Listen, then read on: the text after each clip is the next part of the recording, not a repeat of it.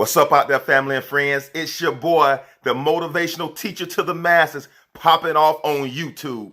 Please like, subscribe, and comment to this channel. We have been bringing fresh bread daily during the COVID-19. If your goal in life is to get to the next level, subscribe, like, and comment. I'm telling you, I'm hearing stories about how lives are being changed for the better. And today shall be no different. We're going to break some bread. Today I want to talk to you about one thing and one thing only. Is raising your standards. Yep, I just said it.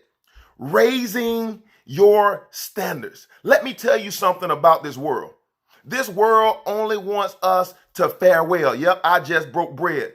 This world only wants us to fare well. Look around. The majority of the people that we know and that we see in America are average. Average has become the new norm because so many people are selling for status quo. They're selling for average behaviors. They're settling for average lifestyles. They're settling for what is comfortable, what is easy. And I remember Les Brown saying, if I do what's easy, my life will be hard. If I do what's hard, my life will be easy. It's too many of us are selling into mediocrity.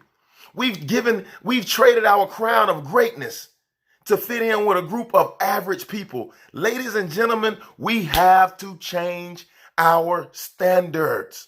What do you mean, motivational teacher to the masses? If we always discount who we are to the world, you better believe that the world will never raise our prices. They will never pay premium for what you believe is discounted.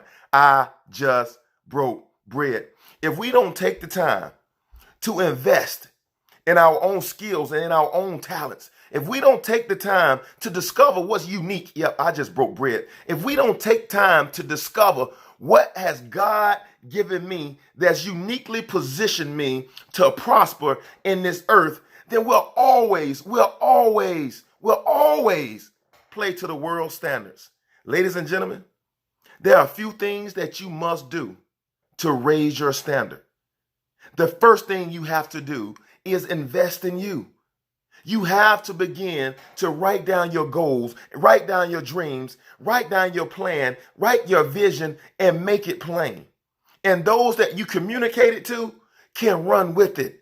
You have to start being more proactive about your own self-development and about your own life. Believe you me, nobody's going to give you more or invest more in you than you're willing to invest in yourself. You have to believe that there's something special about you. You have to believe that I've been gifted for a season such as this, but I have to raise my standard and stop believing that all I can be is average. I knew I grew up in an average household. I knew I grew up with average behaviors around me. I knew I grew up in an average neighborhood. I knew I went to an average high school.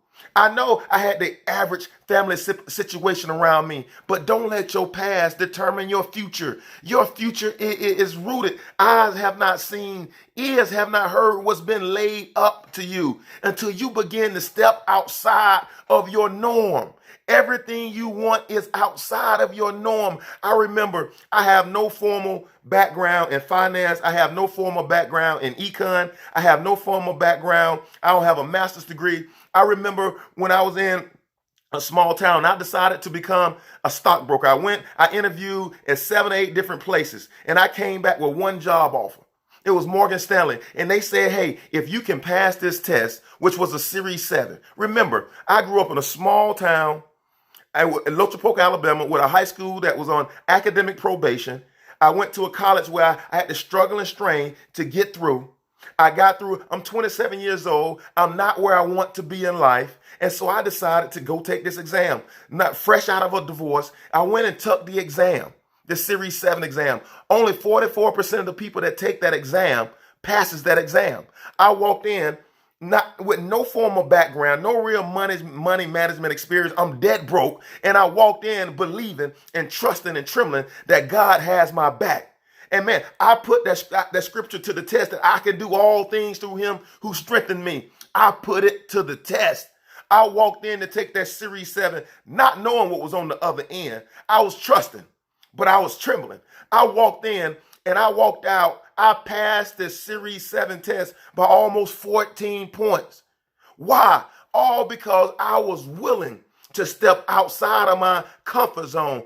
I passed the Series 7, and later on I ended up getting my license to where I could, my principal's license, where I can manage a whole brokerage. So my question is to you, what are you sitting on because you don't have the credentials, because you don't have the background, or they said you don't have the looks, or they said you don't have the smarts, or they said you don't have the degree? What are you sitting on right now that's stewing greatness on the inside of you, but you made every excuse on earth as to why you can't attain it? It's time to raise your standards. I know more about you than you do. There's greatness on the inside of you. I know more about you than you do, because when God created you, he birthed you with a plan. God never creates anything without a purpose on this earth. I know something about you. There's awesomeness on the inside of you, but you will never get to the place where you're maturing the gift if you don't begin to be more intentional about your life. We can no longer live life with the brakes on. I have to be intentional about my life. If I continue to go 50%, or if I continue to go 70%, I am only going to get a 50 or a 70% return. But to the person that's willing to give all they have, for the person that's willing to go 120, for the person that's willing to lay down their life, put their hands to the plow and not look back, to that person, your reward is greatness. And I'm not talking about for 1 year. I'm not talking about for 2 years. I'm talking about to the person who's willing to build a lifestyle. Greatness belongs to you. Hey, yo, it's the motivational teacher to the masses.